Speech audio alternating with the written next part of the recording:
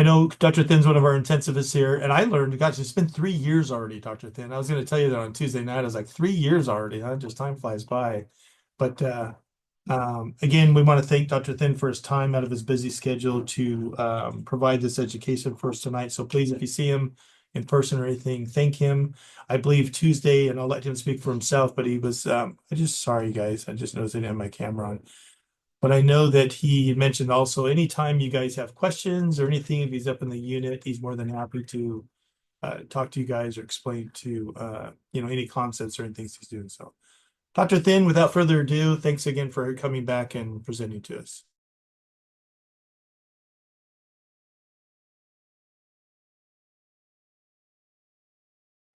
They got you on mute, Dr. Thin. We were on mute.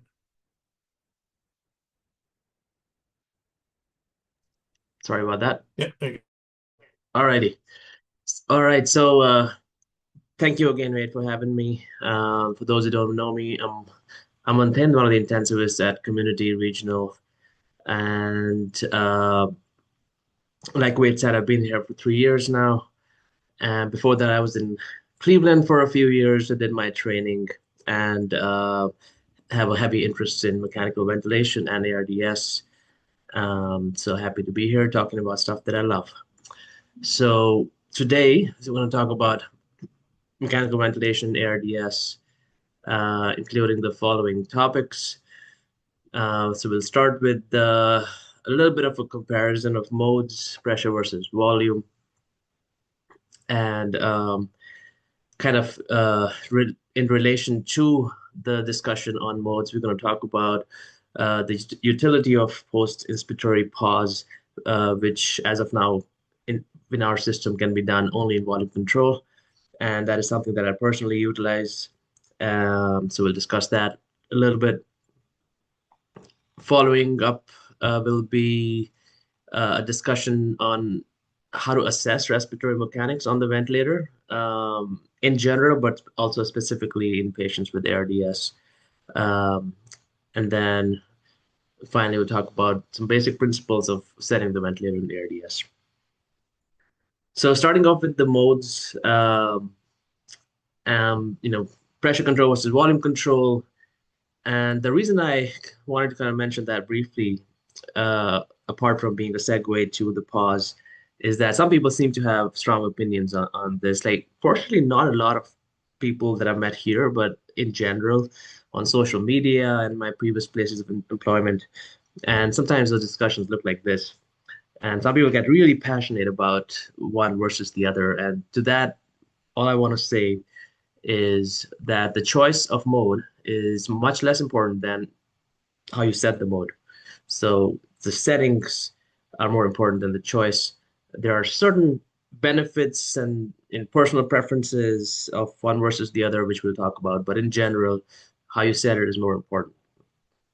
So this has been looked into. This is a meta-analysis of several studies comparing is one better than the other, and they found that there's no evidence to convince one way or the other. So the choice of mode is not important as far as outcomes go. That's what the evidence says, anyways. So the second point I want to make in this regard is that the selection of mode has no bearing on the underlying respiratory mechanics. So let's say that again. The selection of mode does not affect the underlying respiratory mechanics. So what do I mean by that? So we'll discuss that with an example. So say you have a patient with ARDS who has a compliance of 15. So that's pretty low. The patient mechanics are pretty bad. So you at baseline has your patients on volume control with the setting of 400 cc's tidal volume, and you get a plateau of 30. And then you just change the mode to pressure control and you adjust the settings until the volume delivers exactly 400. So the question is, what would be the plateau after making the switch? So all you've done is volume control to pressure control, and the volume delivered is the same. So what would be the plateau pressure after making the switch? And the answer is the plateau pressure is not going to change. It's going to remain the same because the underlying mechanics, the elastance, the stiffness of the patient has not changed. The patient is still the same. The changing modes does not alter mechanics. Um, the third point I want to make is peak pressure is not useful for assessing lung stress and as far as indices of lung protection go. Um, Peak pressure is a composite of the energy spent on the airways as well as the lung, as well as the lung parenchyma and chest wall. And when we are talking about lung injury, we don't care about the energy spent in the lung, in the airways. We only care about energy spent at the lungs. So to filter that out, we need to measure the plateau pressure. So peak pressure doesn't allow assessment of lung stress. So here's an example of a patient. This is a simulator called X-Lung that I utilized to create this image. So as you can see, this patient at baseline is on pressure control mode. Pressure's at the bottom here. Right here, that's the pressure waveform. And that's the flow waveform, that's the volume. So you have a pressure control mode with the I timer 1 second.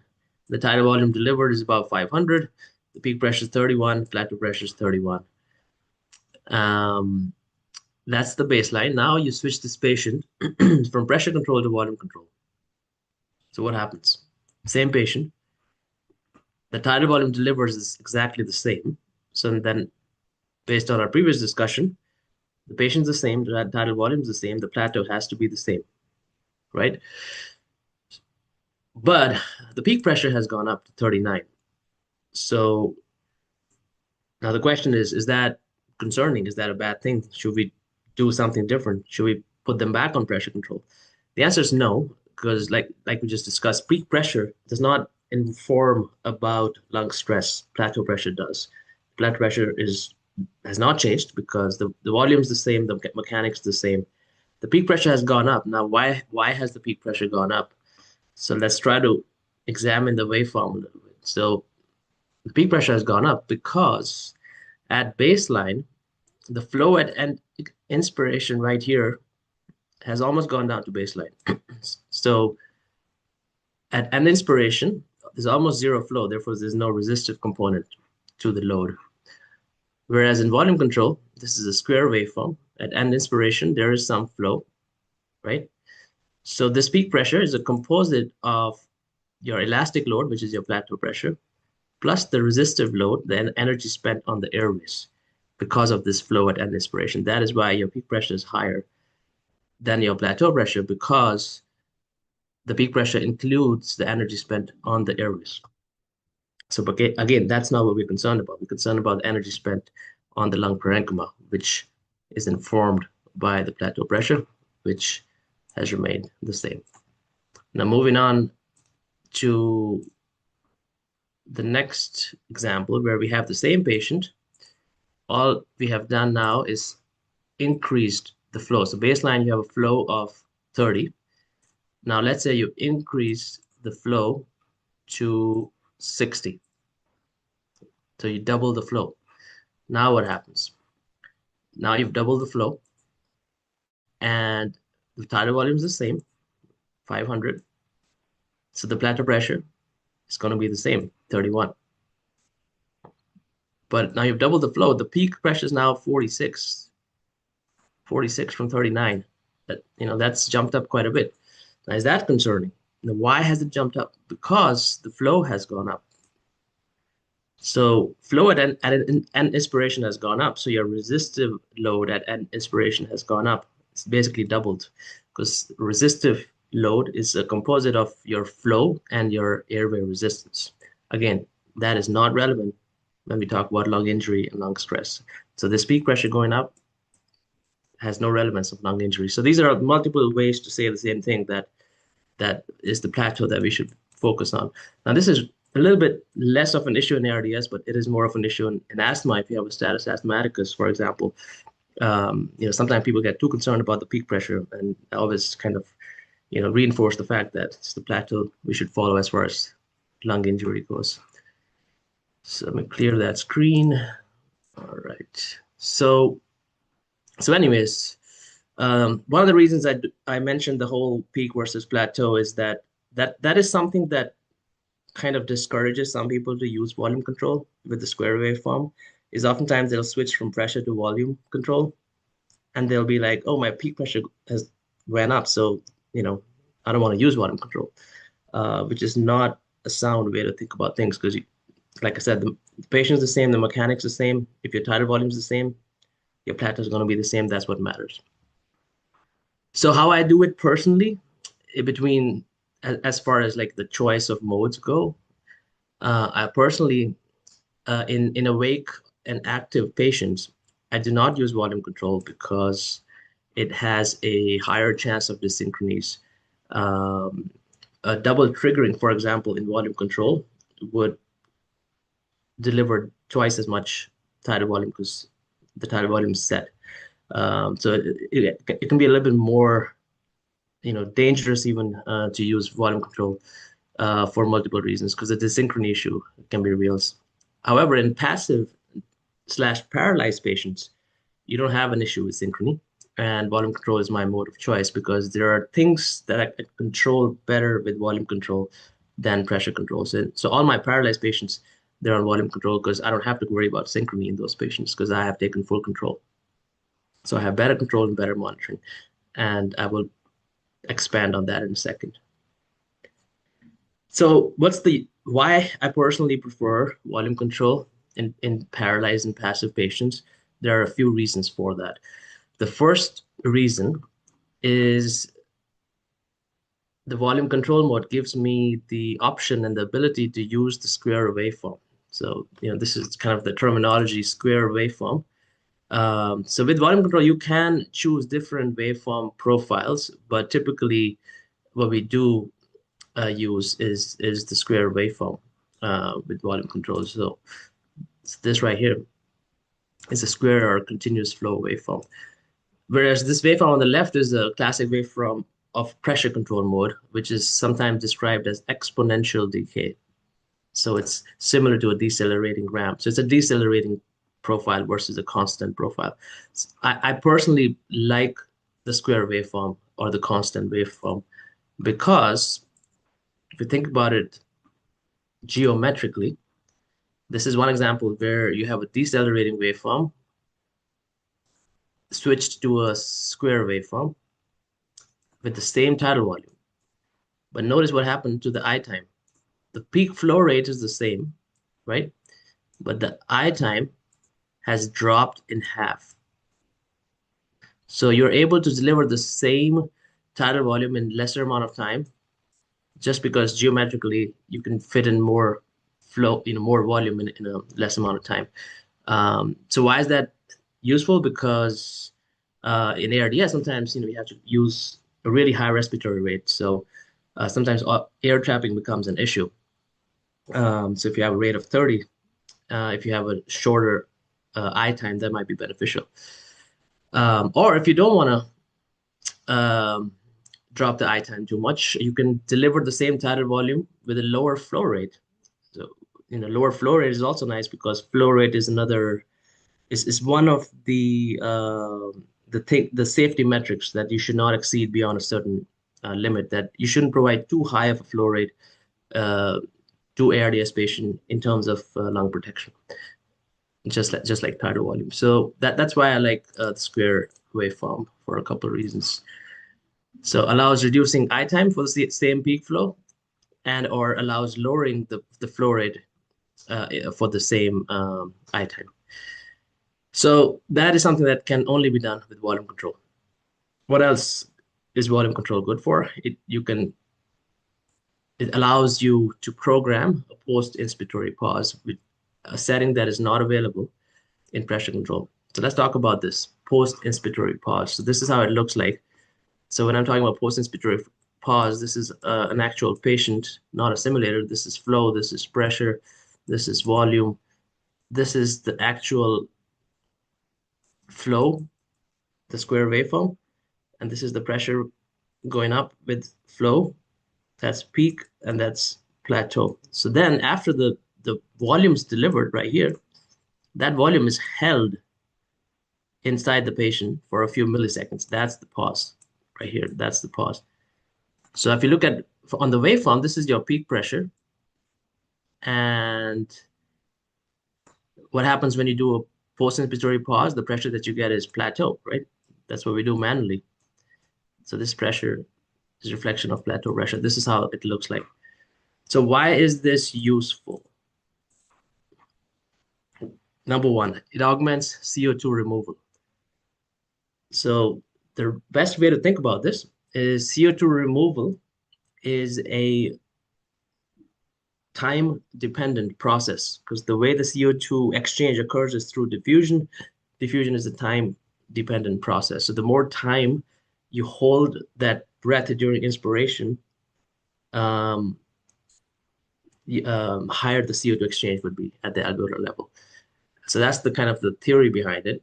But it's not just theory, it's been studied extensively. And these are just one, two, three, four studies. There's more out there that all of them have have shown that this actually works. Um, and um, one of the things that's interesting if you read one of these studies is that the CO2 removal effect is proportional to the length of the pause, right? So longer the pause, again, remember, it's a time-dependent process.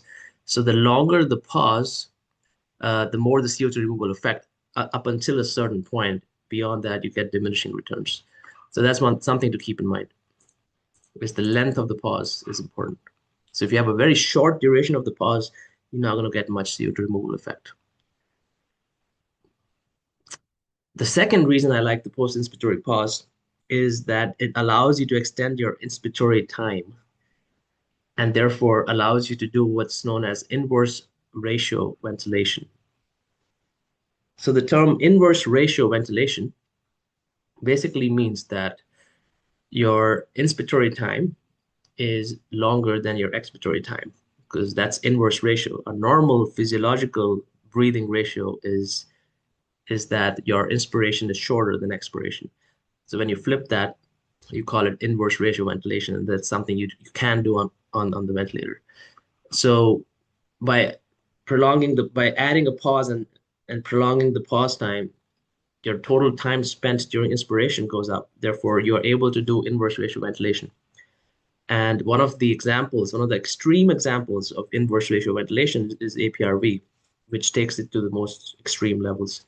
And this is a little bit more modest than that. But why is it useful? Inverse ratio ventilation is useful because you're spending more time at higher pressure, at plateau pressure. Therefore, your mean airway pressure is higher with inverse ratio ventilation. Therefore, you have higher chance of recruiting the lungs. So it promotes lung recruitment. And as we will talk about in a second, lung recruitment is an important goal of ventilation in early ARDS. So inverse ratio ventilation promotes lung recruitment. And sometimes this becomes confusing when you see the setting of the pause. So you have this on the servos, they call it TI. So TI, you might think as your I time. This is not really your I time. This is just the time. TI might be better referred to as inflation time. So this is the time, right? My drawing's a little messed up, but this time is your TI. And then you have the pause time. That's the pause duration after the inflation. So TI is your inflation, pause is the pause, and your I time would be the sum of these two. So your actual inspiratory time would be a sum of the inflation time and the pause time, just to clarify the settings. All right, yeah, that's another graphical representation. This on the top right here, that's your TI, and this right here is your pause time. So there's another reason I like post-inspiratory pause, and the third reason is that it allows real-time measurement of plateau pressure. Because remember, we talked about it, that if you look at this example of a real patient, so this right here is your TI inflation time, and this right here is your pause time. And what corresponds to the pause time on the pressure waveform is nothing but plateau pressure because this is post-inspiratory pause, right? So you've delivered the flow and then you've sealed the circuit. Basically, exactly what happens when you press the manual button of post-inspiratory pause to check a plateau. So this right here is the plateau right here. So now you're measuring plateau pressure with every single breath. All of this right here, that's plateau pressure. So now the vent knows that, therefore vent displays that with every single breath. So you don't have to press any buttons when you have a pause. So you have a real-time plateau pressure measurement, and you don't have to press any buttons. You don't have to enter the room if the vent's facing towards the door. You can just look at, oh, this is how the plateau pressure is progressing. Is it getting better? Is it getting worse? And furthermore, this information is saved in the trends and the logs section, so you can actually go back and see how it's been trending, especially in a paralyzed patient. These trends would be useful as they would be accurate. So improved monitoring of mechanics is why another reason to like the pause. All right, so just to kind of summarize everything we just talked about is these are some of the things I think about when I'm thinking about setting the ventilator early on. You just intubated a bad ARDS patient. What are some of the things you should be thinking about in these patients? So the first thing is obviously low tidal volume. Typically, we think about 6 cc's per kilo. And if you're lowering your tidal volume, you have to increase your respiratory rate to compensate for that. So the rate's going to be typically in the 20s, maybe mid 20s. This is not someone you want to set a rate in the teens because again, you're trying to minimize your tidal volume. So this is the most important setting, so to speak, is the low tidal volume. That's the most important as far as lung protection goes. And a couple of things, think about the flow. I typically like to keep less than 60. Like I said before, people don't think about this in terms of lung protection, but there is a limit. This is sort of a made-up number, I'll admit, but this is something that we've been taught as trainees, and just a nominal number because you have to draw the line somewhere. Is I try to adjust my I time that the flow does not exceed 60. And that's so I think that also sort of resembles what physiological flow is for an otherwise normally breathing person. So you don't want to flow rate of more than 60. And once you've done this, so you've set a low tidal volume, you've set a rate of maybe mid 20s, you adjusted the I time until the flow is less than 60, not more than 60. Now you have room to play with to set your pause time. So then you keep extending your pause until you get just a little bit of air trapping. You ought to be maybe one, no more than that. And why do I personally do that? Because remember, longer pause is better. Because longer the pause, more the CO2 removal. Longer the pause, more extreme the inverse ratio, therefore higher chance of recruitment. Therefore, I try to prolong the pause as much as possible. So where do you stop? You stop and you have a little bit of autopy. So that's kind of how I think about this. And that in the end, again, it looks like this. So you have an I time here, the pause time is here, decent length of the pause, duration of the pause. And then if you look at the waveform, you have a very minimal air traffic, almost hard to see here, but like very minimal. So maybe an autopy of 1 in this case. So that's kind of how it looks like on a average patient. All right, so these are some of the basic ideas of kind of how I approach setting the vent in ARDS. Now moving on to the next topic I wanted to cover is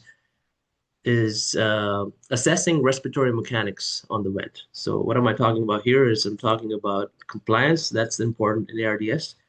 The formula for that is tidal volume divided by driving pressure. That's your respiratory system compliance. And what's driving pressure? Driving pressure itself is plateau minus total PEEP. Now remember, this is total PEEP. So if you have auto PEEP, you have to adjust for that. So if you have a set PEEP of 10 and auto PEEP of 1, then your total PEEP is 11. That's the number we got to use for driving pressure measurement. And driving pressure in general is a very important number to follow, which we'll talk about in a second. But it is part of the formula for compliance as well. So Compliance is opposite of stiffness, right? So low compliance is bad. Um, so this is something you can follow over time, kind of more of a prognostic marker of how the patient is progressing. The really bad ARDS patient would have a compliance of like, it'll be low. So worse the ARDS, lower the compliance. And that's not relevant here. Sorry about that. Okay, so the question is, how long should the inspiratory pause be when measuring plateau? And this seems silly, and it's just, like we don't really think about this, but I think it's important to think about it. Typically we don't standardize this, but people have looked into this, and it is important to be mindful of how long you press the button when you're measuring plateau pressure. And the answer is about half a second to 1 second. That's based on the general consensus. The reason is the point is you don't want to press the inspiratory pause button for too long, for several seconds, for example, as that would result in falsely low plateau pressure. So that would not be reflective of what's happening on a breath-to-breath basis. That's the whole point. Um, if you have a pause, if you've programmed a pause, by the way, this duration business, it doesn't even matter because you don't have to press any buttons because there is a pause after every breath that's typically like whatever, about a second or a little bit less than that. And it will tell you real-time plateau. So you don't have to worry about the duration because you've already set it and it's usually less than 1 second. But this is more for when you're manually pressing the inspiratory pause button to check your plateau pressure. It shouldn't be pressed for several seconds because it will result in a falsely low reading. The reason for that is a little bit complex. There are several reasons actually for that. One of the reasons is leaks. The more you hold the circuit pressure at a high level, the higher the chance of a leak, therefore a falsely low plateau pressure. And there's other reasons such as stress relaxation of the lung and what they call tidal recruitment. You can recruit more alveoli in the time that you're pressing that button, stuff like that. So there are multiple reasons, but the point is don't press it for several seconds to be more accurate. The second is how long should the expiratory pause button be pressed when measuring total PEEP? The answer for that is actually, several seconds. Doesn't matter because actually longer is probably better because sometimes it takes a couple seconds for the pressure to equilibrate between different lung units. So sometimes, you press it for half a second, the total PEEP, the auto PEEP is like 2/10, and then after 3 seconds, it goes up to 3, for example. So longer is probably better in this scenario. And what about this right here? So this reading here on it's called dynamic compliance. So often see this reading, and the question is this accurate? Is this a good replacement for the manual measurement of compliance?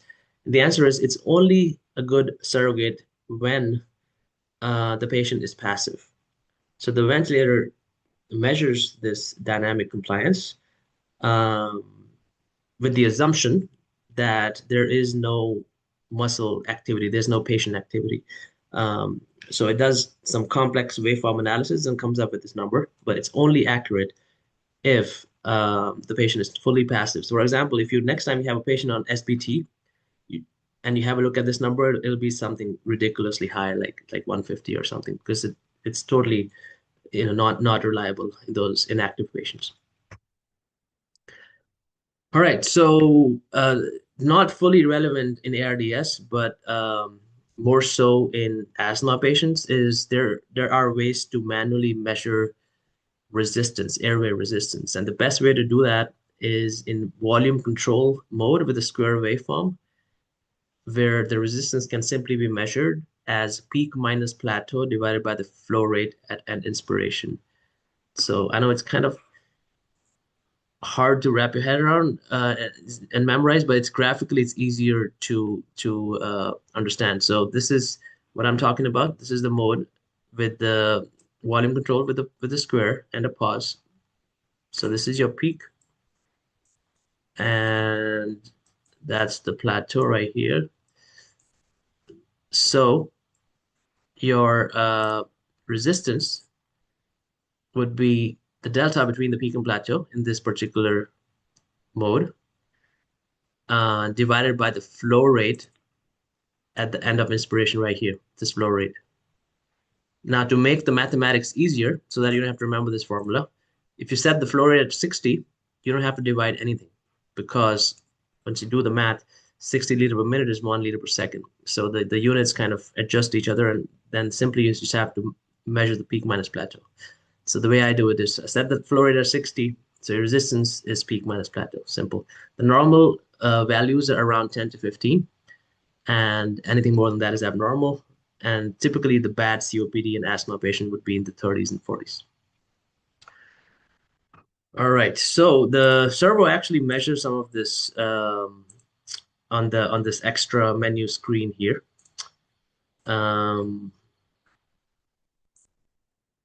So right here, as you can see, is the driving pressures is measured breath to breath. What else?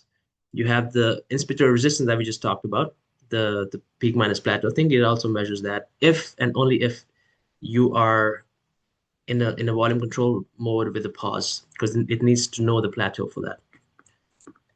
Anyways, so we talked about a little bit how to assess the mechanics on the vent, which is a nice thing to do. I mean, it's not a therapeutic thing; it's more of a a diagnostic thing to follow and kind of get a sense of where are we starting and where we're going basically.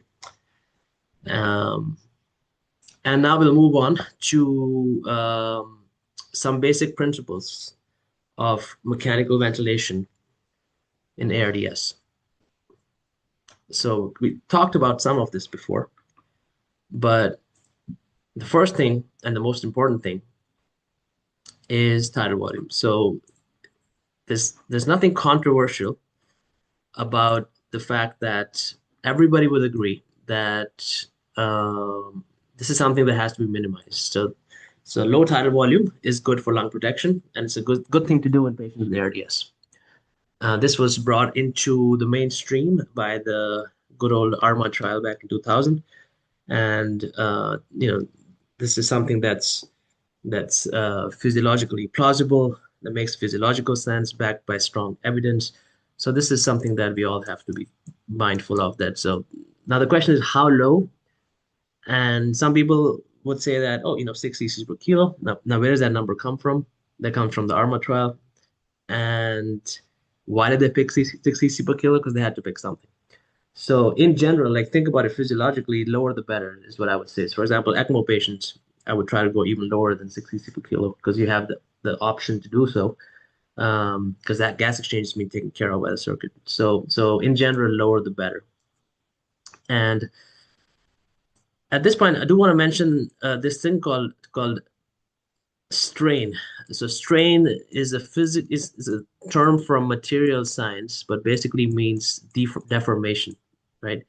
So strain is in terms of lung would be a change in volume, for example.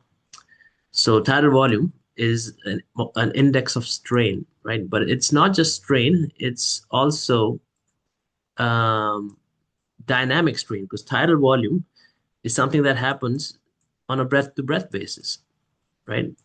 So the thing to kind of keep in mind is dynamic strain is what's injurious, right? Dynamic strain is injurious to the lung, much more so than static strain. Now, what's static strain? Static strain is the increase in end expiratory lung volume with application of PEEP. That is static strain. And also, plateau pressure would be another metric of static strain. That's like static strain at inspiration. So this is like fancy way of saying that when you have repetitive changes in volume on a breath to breath basis, the magnitude of that change is much more injurious than a static um, increase in volume with the PEEP, for example. So that's why multiple reasons, multiple way to think about this. Tidal volume is the number one thing to consider when thinking about principles of lung protection. So hope that makes sense. Next thing is to think about this, that there's only so you can only make it, you know there has to be a limit, right? So especially in non-ECMO patient, how low can you go? Uh, you have to maintain reasonable gas exchange. So one of the things to consider then is to increase the respiratory rate because that would allow you to lower your tidal volume more. So if you have a respiratory rate of 14, you cannot have a tidal volume of 60 cc per kilo. So that's obvious. Permissive hypercapnia is another powerful concept. So what does that mean? Permissive hypercapnia. Permissive hypercapnia means that if you're basically changing our goals of what we want our gases to look like. That's what permissive hypercapnia means. So for example, if you have a patient who's post-op, post-cardiac surgery patient, for example, and their lungs are fine, maybe, the goals for that patient are very different. Maybe we are trying to extubate that patient in a day or two. They just had a major surgery, so we just kind of, taking it easy, but the lungs are fine. So the ABG goal for that patient would be pH of 7.4, right? That makes sense. Why would it be anything other than that? Because that's what's normal, right? And that patient needs to have normal gases. This, however, changes in another patient. So consider a patient who you've just intubated, who has horrendous ARDS, and the P to F ratio is like 60. You're trying your best to ventilate, and your plateau pressure is still high. You're minimizing your tidal volume as much as possible. So for that patient, a pH of 7.4 may not be a good goal to have because in order to achieve pH of 7.4, you have to ventilate the patient more than you have to if you're targeting a pH that's lower than 7.4. So how about 7.3 or even 7.25? So if you change the goal, then that allows you to minimize your tidal volume. So to achieve 7.4, maybe you have to give 9 cc per kilo, right? But if you change your goal to 7.25, now maybe you only need 6 cc per kilo, right? So mild mild degrees of respiratory alkalosis are not inherently dangerous to patients. So there are exceptions to that. So if you have a patient with raised ICP, you don't want to do that.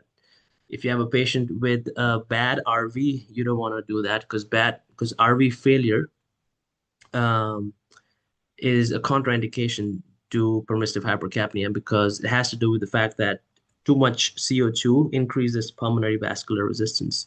So there are a few exceptions, but in most cases, this is a good concept to think about in ARDS that you don't necessarily want a pH of 7.4 in these patients. It's okay to have a lower pH. Now, how low? It depends on your comfort level, and different people have different ideas. I personally am okay with 7.25 if the patient has no contraindication. But at least 7.3, I think, is a very reasonable thing. So something to think about and discuss with the team. All right, let me just clear that. And the post-inspiratory pause, we already talked about this. This is something that would also augment CO2 removal and therefore allow further lowering of tidal volume. So this is one of the other reasons, one of the reasons why post-inspiratory pause can be beneficial. All right, we talked about tidal volume a lot because that's important. What about some of the other things in terms of setting the vent in ARDS? So PEEP is a big one, and it's so big that it's impossible to talk about it in 5 minutes, but we'll hit some of the major points. So why do we, or like how do we set PEEP, right? So one common way to do it is by using the tables. So you have the low PEEP FiO2 table, you have the high PEEP FiO2 table. These are all based on guidelines and protocols, and you would use a high PEEP FiO2 table in someone maybe who's like a high BMI, for example, but you can pick between these two. The idea is the higher the FiO2 requirement, worse the lung disease, higher the amount of PEEP you set. Kind of makes sense. However, personally, not a huge fan of it. I think it's an okay place to start, but there is room for individualization of PEEP. which is what I personally strive for. But that's one way to do it. Um, so the reason we use PEEP, so why do we do PEEP anyways? The reason we do it is because PEEP can assist in lung recruitment. And lung recruitment is something that is a desirable outcome, and that is something we should target using our ventilator in patients with ARDS, especially early ARDS. Um, and however, not everybody's going to be recruitable. So, like I mentioned, early ARDS patients are more recruitable than late. Um, and the other thing to think about is recruitment needs time. Sometimes you can accelerate recruitment with some recruitment maneuvers, but those have their own issues. But in general, recruitment is something that happens in several hours to days. But when it does happen, it's a good thing. And you would see that in your mechanics. So that is what I mean by that is your for the same tidal volume, your plateau pressure would improve. Therefore, your diving pressure would improve. The gas exchange would get better. The imaging would get better. So, for example, this is one patient, um, maybe 12 hours apart. As you can see, the right lung's much better here. Here's another example, maybe a few hours apart after a high PEEP strategy. This is an ECMO patient who we use similar strategies of basically.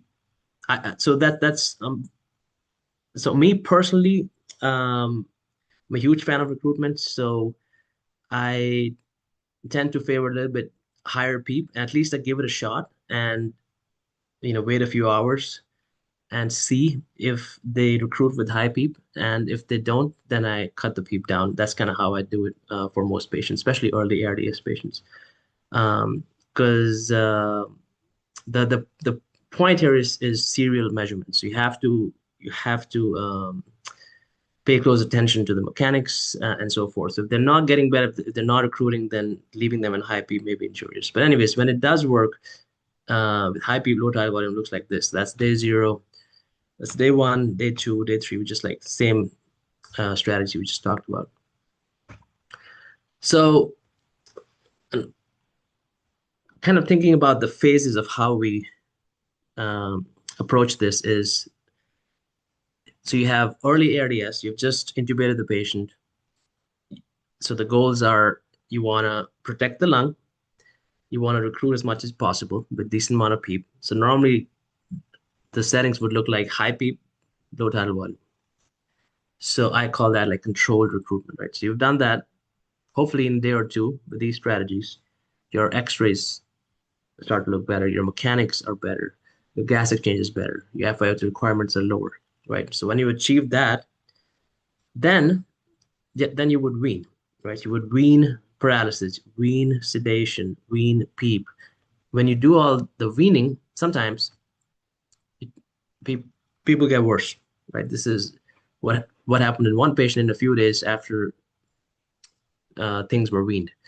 So this is something that we should keep in mind that when you're weaning stuff, um, sometimes things can get worse, and we should pick those sooner rather than later because if they do get worse, we have to take control. We have to take a step, do the same thing over again, like reintroduce sedation, reintroduce paralysis if needed, increase PEEP if needed. So PEEP is from our standpoint with the vent, PEEP is a big one. So if you wean the PEEP and patient getting worse, you have to recognize that and reverse that.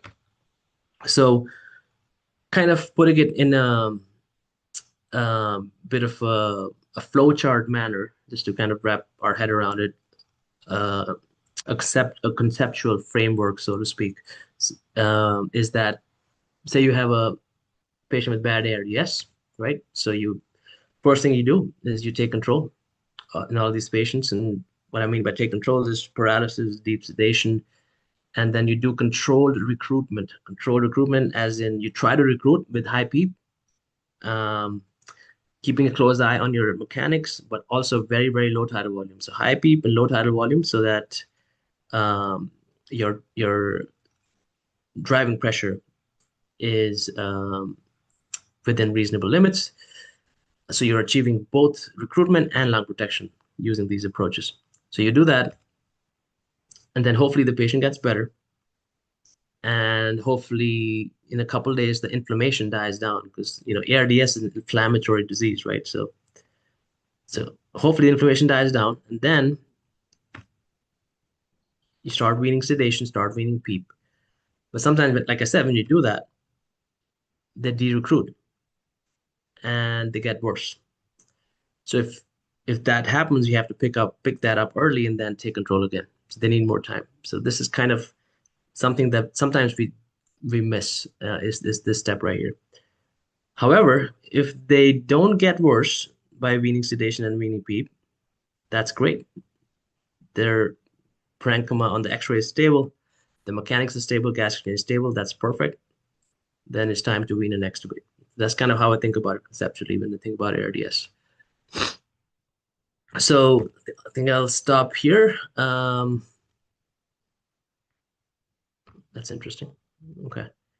I think there's one more slide on safety metrics. So I kind of talked about this, but there's two major safety metrics we follow when we are assessing these patients. The first one, obviously, is the plateau pressure, which again, the magic number of 30 came from ARMA, but that number may have to be adjusted for different patients. For example, if you have a BMI of 70, um, a plateau of 30 for that patient is very different from a plateau of 30 in a BMI of 18.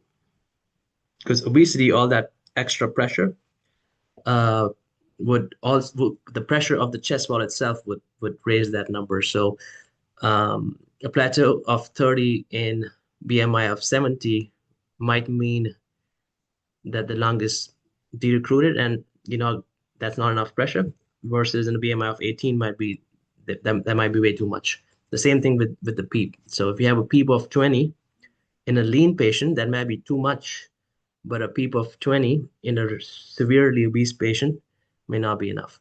So, and then there are ways to measure pleural pressure, esophageal pressure, stuff like that. We don't have to go into that, but apart from doing that, just being mindful of the chest wall weight, having like rough assessment of that, I think can be useful. So that's some of the issues with plateau pressure that I think of. The second safety metric to follow is driving pressure. We already talked about what driving pressure is, and to me, that's my personal favorite as far as safety metric goes. The number to remember is 15. So driving pressure, your plateau minus total PEEP. The target should be 15 or less. Um, and because driving pressure is a marker of dynamic stress, we talked about static and dynamic strain. I personally think it's more physiologically sound metric to follow than plateau pressure. So yeah, those are two safety metrics, and okay, there they are. All right, that's all I have. Be happy to take questions. Excellent. Thank you, Dr. Thind. Again, appreciate your expertise on this.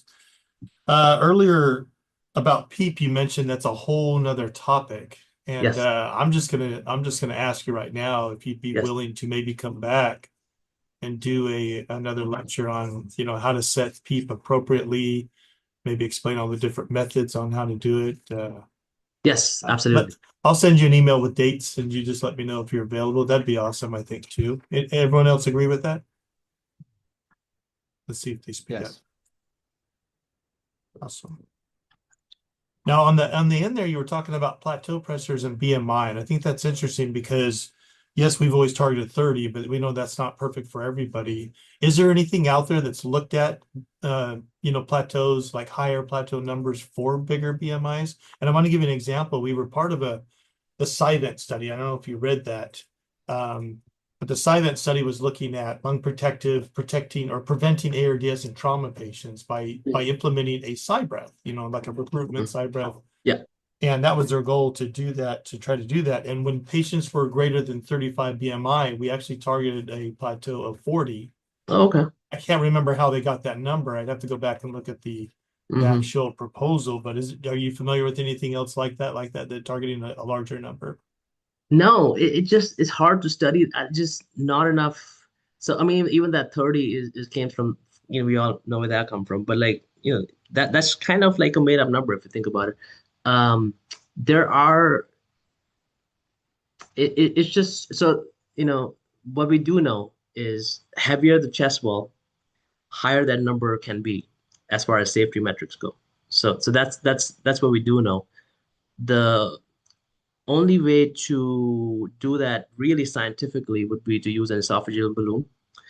And there are suggested safety metrics out there. If you do use the esophageal balloon, the number that they throw around is 20 of transpulmonary plateau. So 20. So for example, if your pressure outside the lung is 10, then plateau is 30 or transpulmonary plateau is 20.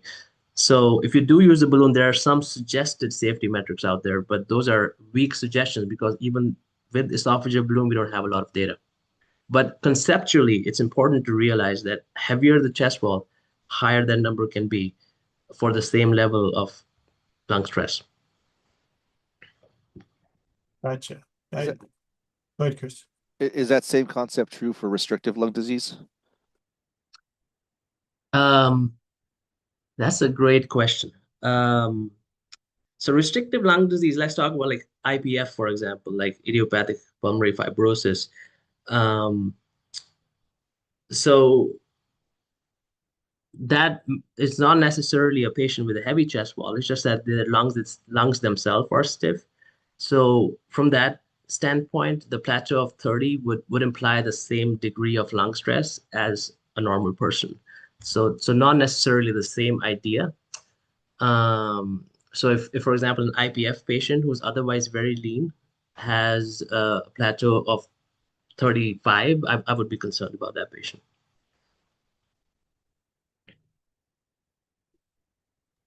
That's a good question, Chris. Anybody else have a question? I was checking the comments. It looks like there's an overwhelming vote for PEEP lecture, so we'll work on Let's that do in it the background. Yeah, we'll for work on that sure. in the background. Anybody else have a question? Don't be shy.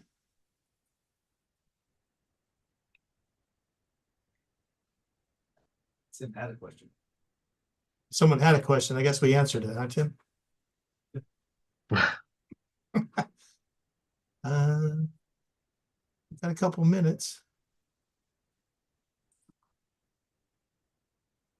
I think that's interesting, the concept of the pause about CO2 augmentation, because I've obviously done a lot of reading and have experience with APRV. So I'm kind of I mean, for me, for those of us that use APRV, we understand that concept of the whole purpose of the CPAP block. I think the difference is because we extend the time so long with the inspiratory time, what we have as advantage is we're not paralyzing the patients. We're actually letting them spontaneously breathe at that top level, and that aids with some of the CO2 clearance, and then the rest of it's dumped off the release. So that's Mhm. a whole different. But again, it's still at the end, it's the same concept of ventilating the patient and increasing mean airway pressure. So I like the way you explained that, and I hope the staff appreciated that. It's how similar that is what we do with those different modes of ventilation. Yeah. Yeah, I would agree that I'm sure APRV has that the same you know effect in this in the sense that you really long time during inspiration does for sure would augment CO2 removal. There's an additional feature of which is different from APRV in volume control with the pause, is the stuff is has to do with the end inspiratory flow, which is again a little bit complicated. Don't want to go too much into the weeds, but there are some additional mechanism because APRV typically doesn't have an inspiratory flow, which the volume control does, that also augments CO2 removal, but the duration of inspiratory time is more important. So which is the same with APRV. So definitely, I'm sure the similar effect would apply in APRV. Looks like we have a couple questions too. Is there a does PEEP affect intraocular pressure? It's a good one. I know it does. So PEEP would so if too much PEEP would increase your thoracic pressure. That's one thing to think about it. So thoracic pressure, pleural pressure is all the same thing. So too much PEEP would raise your thoracic and pleural pressure. That would hamper your venous return from the brain. So that increases your intracranial pressure. I believe the same thing idea would apply to the eye, although I have to double check that. But definitely too much PEEP is contraindicated in someone with raised ICP, for example, would be something that might be concerning. The other question is there a functional difference between APRV and this inspiratory pause? Yes, so that's what I was trying to say is that let me just is my screen's still shared, right? Yes, go ahead. Yeah. So that's what I said. So there are similarities and there's one difference. So in APRV, right? So you have this long time in inspiration, right? That's the pressure waveform. And then the flow would be like in a passive patient, your flow will be like only the initial part, right? That's the flow. So all of this is zero flow. So all of this is time that's allowed for CO2 exchange. This is the similarity between APRV and the pause, right? The pause is like this, long pause. So that's the similarity. And the pressure would look something like this, right? That's the plateau. The difference is what I was trying to allude before, since you've mentioned it, I'll now expand on it, is what's different between APRV and the pause is this duration is important for CO2 exchange. In addition to that, this and inspiratory flow rate, which you don't see in APRV, kind of like decelerates down, right? So if you read the studies, higher this flow rate, more the CO2 exchange. So that's the second factor that is missing in APRV that is present here that also augments CO2 removal. So there's two factors. So one is similar, one is extra. All right, what are your options on APRV as well if you have read it? I have read TCAV studies from Habashi, not specifically in ARDS, not specifically in ECMO patients, but I've read a TCAV in general in ARDS. Sorry, Manny, is there anything else you want me to comment on that? On the TCAV? TCAV is just the variant of APRV that Habashi uses in shock trauma, which has to do with how it's set. And I'm a fan of that, by the way, so I like that. But that's another discussion. Well, I think he's almost using similar to your volume with a pause. He's just shortening down the time, something similar, and just controlling the time components of it. Yeah. What I like about that, Wade, is he really focuses on the T-low. And then he wants the T-low to be, 75%. Exactly. Yeah. So I think that's as far as I can. Again, I haven't read too much on APRV, but like what I have read is that's the key point in his approach versus some of the other ones. They don't care about the T-low as much, because if you let the T-low being too long, that can cause de-recruitment and stuff like that. So his group has done all the studies, and they call it TCAV, which just to kind of separate from some of the other, because you can use APRV in several ways, but I personally do like what they do in shock trauma. I'm curious to know, I don't know if I asked you this before, but do you have any experience with EIT, with the electric impedance tomography? No. Have you ever got to use that before? Not personally. They got EIT just when I left Cleveland. Oh, So right after, huh? yes, I have spoken to some of the reps actually in Timpel. I'm very, interested in the idea, and I've gone through some of the studies and stuff, but yeah, it's great. It's a little expensive, so that's a little bit of a barrier, but yeah, I've gone through some of that stuff. Awesome. I've never seen it in person either. That's why I was just curious. Yeah, no, I haven't seen it in person. Just like I think in conferences and stuff, I've seen that. Yep. Yeah. All right. Well, I know you're busy, and I don't want to keep you on here chit-chatting. Anybody else have any last-minute questions so we can let Dr. Thind go? And again, I hope you all thank him for his time We do appreciate you spending your time here educating us on these advanced concepts. Absolutely. My pleasure. Can you make me host? Would you mind doing that real quick? Yeah, let's see how I can do that. Oh, by the way, this was recorded. You okay with recording? Absolutely. Thank you.